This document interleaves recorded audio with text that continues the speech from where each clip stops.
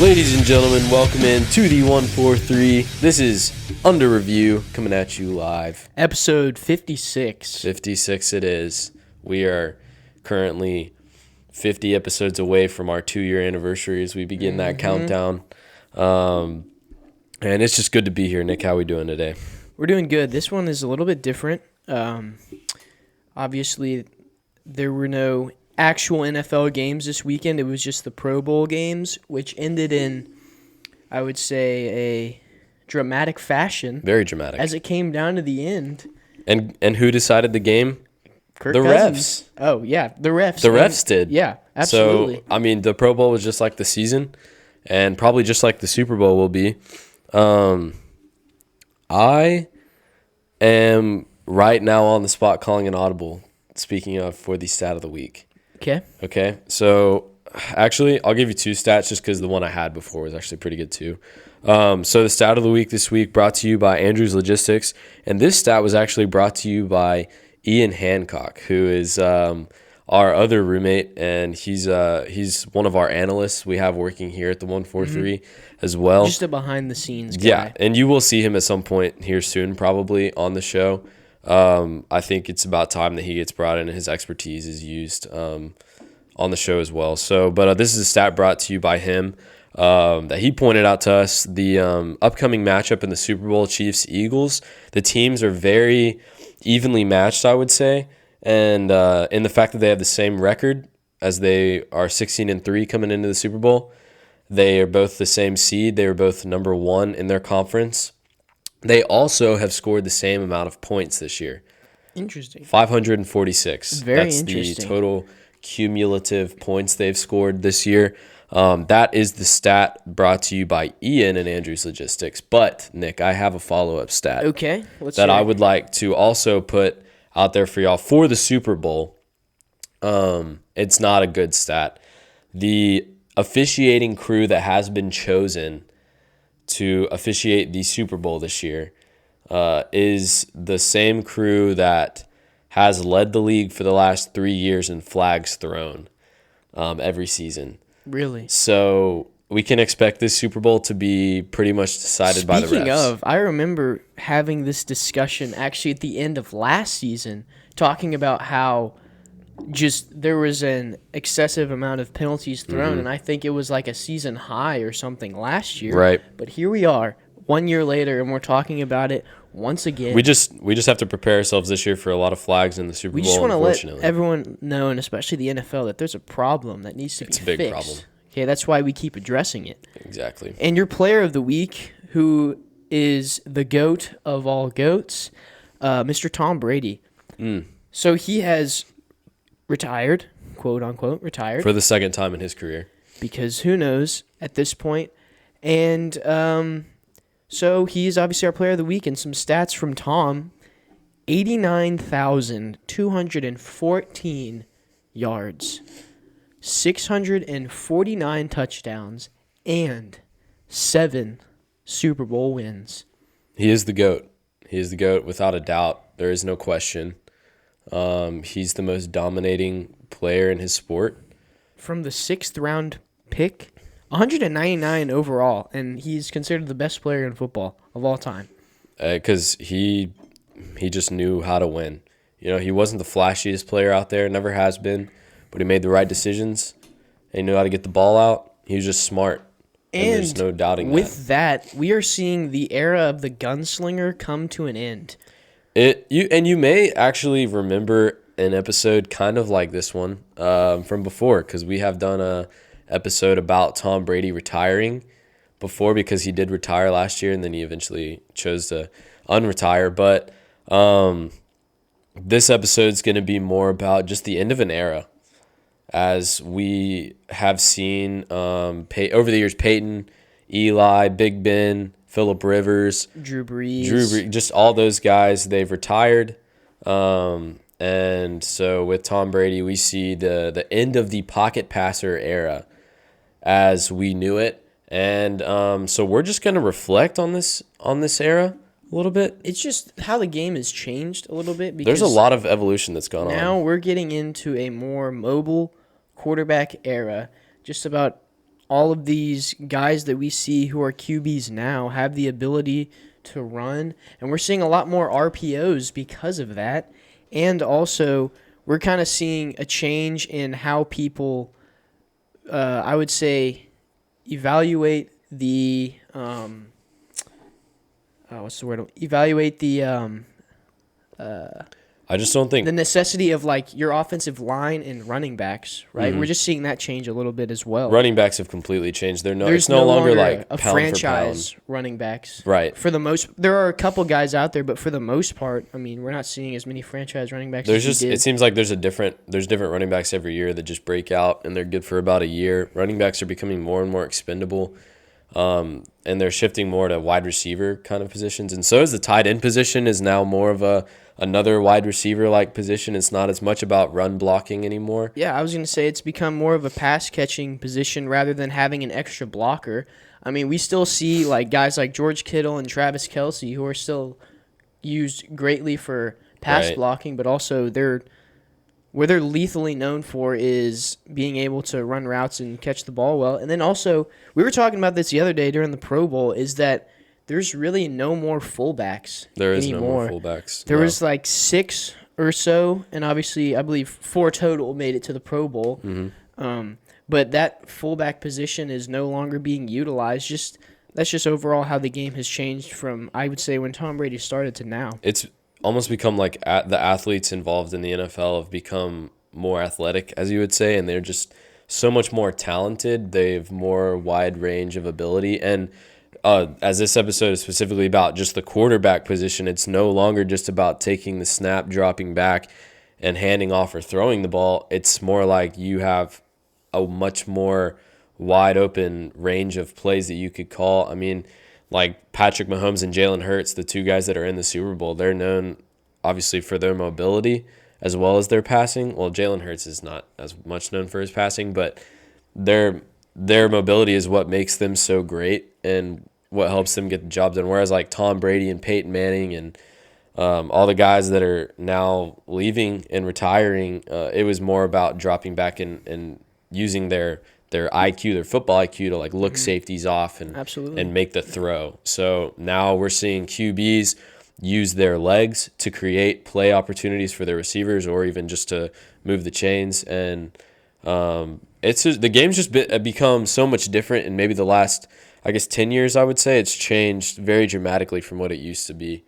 In a good way, though, it's become more offensive. Absolutely, yeah. That's just how it goes whenever we have technology updating and like nutrition and people learning more about the body and like how they can utilize the position to the best of its potential. And that's essentially what they're doing with the quarterback is they're understanding that you can do a lot better with a mobile passer than you can with a pocket passer because he can run out of sacks, he can create plays, and he can extend plays a lot better than your pocket passer can. I think it is sad, though, in a way, with Brady retiring, probably for good. It's looking like he's not coming back this time. It's just sad to see all of that go. Obviously, the new era is very exciting, very offensive, very points-based, and that helps the NFL with ratings, and that makes it more fun to watch the games because nobody likes to see those small-point games, the defensive games anymore. But it is. I mean, are you gonna miss it a little bit? Watching. Yeah, because obviously, that? whenever we were younger, that's who we got used to seeing. Because when we first started watching football, it was Peyton Manning, it was Ben Roethlisberger, it was Tom Brady, it was Eli, it was all those guys that we kind of addressed at the beginning, and now we're seeing.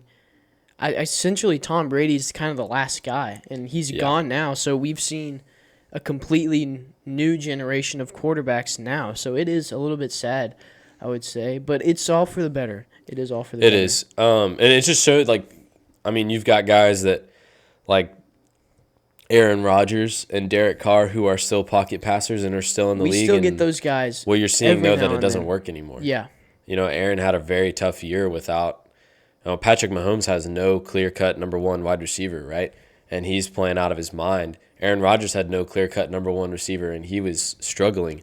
and Derek Carr struggle even with Devontae Adams because it's just showing now that when you're a quarterback and you're just a pocket passer, that all the defense has to do is just focus on you in the pocket. They don't have to call plays to like spy you or worry about you running or anything like that. They know you're just dropping back to throw, and so it helps the defense out with coverage more. And so with the ability to run the football as the quarterback, now the defense has to worry about so much more than just you handing it off, throwing it. They also have to worry about how you're going to roll out or take off with the ball or whatever. So it makes the game more exciting. And obviously, the defense we're seeing a change in defenses as well because they have to watch for that. It's not all about, just rushing all the time now. You're seeing way more linebackers who all they used to do was rush. I was going to say the linebacker position has evolved because they're getting faster, so they're able to blitz and rush like they were originally doing, but now they can also drop back in coverage. They have to cover. Some of them can even run step for step with your receivers or your running backs if needed, and that creates humongous problems for normally the person that guards the tight end who runs out is the linebacker, and now that the tight ends are like Travis Kelce, who's basically a big, strong wide receiver, a linebacker that's just huge and built can't keep up with him. You need one who's more versatile and more fast and more athletic. So it's like because of the QB position changing, which I would say that's the first one that started changing, was the QB, with more and more running quarterbacks being brought into the league. Then the rest of the positions are having to evolve as well, and what they look for and what they're trying to draft and what they're looking for those spots. I mean, we're also seeing people build up their offensive line more. Like that's what gets a lot more focus. We saw the Bengals do it this past season. Obviously, they made tons of trades, and it did not end up working. But I was just saying that goes to show that people are putting more focus on the offensive line rather than the running back, because they understand that the line is kind of the front, and that is what will hold your offense together, and that could be the difference between you succeeding and not. I think we were able to see just how just being a pocket passer doesn't cut it when Mahomes sprained his ankle against the Jaguars in the divisional game.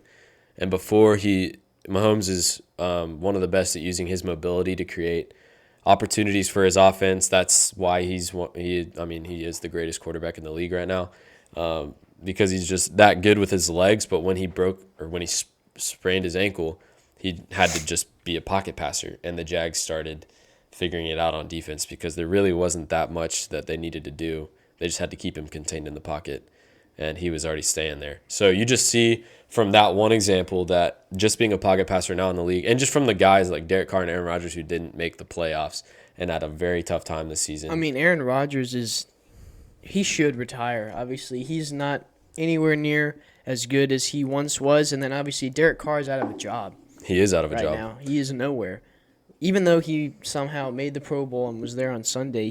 Tyler Huntley also made the Pro Bowl. Yeah, which does not say anything. So he is out of a job, and will he get picked up? I mean, he definitely will. As a backup, but I don't think he could start. Okay, he could start somewhere. He will start, but he probably will not be successful. His quality of play and his skill set is more of a backup. He's either gonna have to be a backup, or he's gonna have to change the way he plays a little bit and become a little bit more versatile. What I would see from Derek Carr is something like what the Colts have been doing. Just taking not that he's going to the Colts necessarily, but where teams take some random shot on a kind of a not washed but just older quarterback who's not as good as he once was, and then run with him for a year. They did that with Wentz, they did that with Rivers, and then they did that with Matt Ryan. Matt Ryan. He's one of those pocket passers that definitely he needs to retire. He probably will retire soon. Yeah, and obviously the Colts went 0-3 on that one. What do you think about those trade rumors? The Aaron Rodgers to New York, Vegas. Or New York? Vegas or New York. I know Devontae Adams is trying really hard to... I mean, obviously both of those teams are desperately in need of a quarterback. I would say New York is closer to being a winning team than Las Vegas is because New York's Vegas defense is amazing. Yeah, Vegas has a couple more pieces, whereas New York, once they get a decent quarterback, like I'm not even saying like a great quarter, they get a decent, above average They quarterback, could win their division. they will so. they will win some games because their defense was lights out. They have a solid The Jets, receiving the Jets core. with a decent quarterback or a playoff team, and Oh, maybe absolutely. even a AFC Championship mean, team, depending on who they get. You looked at obviously Mike White's not the guy, but he had 2 or 3 decent games last year, and they were winning for a little bit. But Zach Wilson, Well, the has Jets have just not been the answer for him. 3 really good receivers already, Absolutely, and 2 yeah. really good running backs. And then they got Sauce Gardner, who was an absolute menace in the great secondary defense. last year, and their defense was shutting teams down, and that's what ultimately helped them win. They were really good at the beginning of the season. I know they started out 6-3, and then I don't know what happened. There's just a Zach Wilson unfortunate happened. landslide. Zach Wilson could not lead them to success, and he just ended up being a bust for them, which is kind of sad. I think, I think Aaron Rodgers will definitely either go back to Green Bay. I mean, every season we hear about trade rumors. I don't necessarily think he's going anywhere, but I think Aaron's on his way out. He might play another year before he eventually decides to hang it up. He won the Celebrity Pro-Am yesterday. I mean, he's definitely not even focused on football. I don't think he really – I mean, he's getting a $50 million paycheck just because he's Aaron Rodgers right now. I mean, he's had a great career, but he's definitely, like we were saying, he doesn't really fit the I was going to say Green Bay is kind of done with him. – they're tired of it. Like, I don't think he can do anything else in Green Bay. If he wants to do something with his career, then he's going to have to go somewhere else or retire. And we would do prefer this, him that, to and the other. retire. I was going to say that. I think we're tired of hearing about him or seeing him. There's just unnecessary hype, and then he always gets so much media attention after every season, and it's just unnecessary. More than Tom Brady, who's It the is GOAT. unneeded, absolutely. But for those of you, worried about Brady, Brady will be just fine. He's going to make $34 million a year he will be broadcasting in for the Fox. booth. So we will be seeing Tom for many years to come. And I think he'll be really good as a broadcaster up there in the booth. And Fox really needs one because what they have right now is not cutting it. But so we're excited for him. And, we're excited for the Super Bowl. And for the seasons to come, the game's definitely changed a lot, but it's gotten more exciting and offensive, and that's what people want to see. So The last thing that I think we should talk about, okay, this is something we've never done on this show before. All right, I was thinking about it on the way home. So we're going to use Joseph here as our little guinea pig. And don't worry, you'll do fine. I'm just going to give you a little blind QB resume challenge. We're just going to compare two guys. okay. All right? You can tell me which one is better and who you think is who. All right? QB A. He had 4,438 passing yards, 29 touchdowns with 7 interceptions. That's QB A. QB B, 4,283 passing yards, 35 touchdowns to 14 interceptions. Which one are you going with? Definitely going with the one with. I'm gonna go with the first one. Really? QB A, Wait. How many passing yards did he have? 4,438. And the second one had 4,300. 4,283. Yeah, I'm gonna go with the first one. I like the TD to interception ratio more. All right. QB A was Jared Goff. Okay. QB B, Josh Allen. Really? Yes. And Really? It was stunning because when I was looking up these two gentlemen's stats here, I was impressed with Wow. how similar in passing yards, and then if you just look straight at stats, it looked like Jared Goff was way more productive. Jared Goff had a decent year. I mean, But for me, what the difference maker was is whenever I went into the whenever I started analyzing defenses a little bit, it was because the Bills were giving up on average 17.9 points per game, and that was the second best Right. across the NFL. And the Lions were giving up 25.1 their defense was one of the worst. points per game. Yes. 28th of 32. Yeah. The The Lions' offense was actually pretty lethal this season. They were good. They kind of got rolling They did. about 6 weeks or so into the season, but their defense just got pummeled.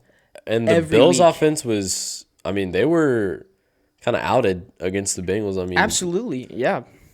There's question marks around, can Josh Allen win I mean, a Super you can Bowl? argue that Josh Allen even had more weapons than Jared Goff did. I think so. he did, too. Had a top 5 for sure Absolutely. receiver in the league, and then a pretty good tight end, Yeah. as well as a viable wide receiver 2 and 3 behind Stephon Diggs.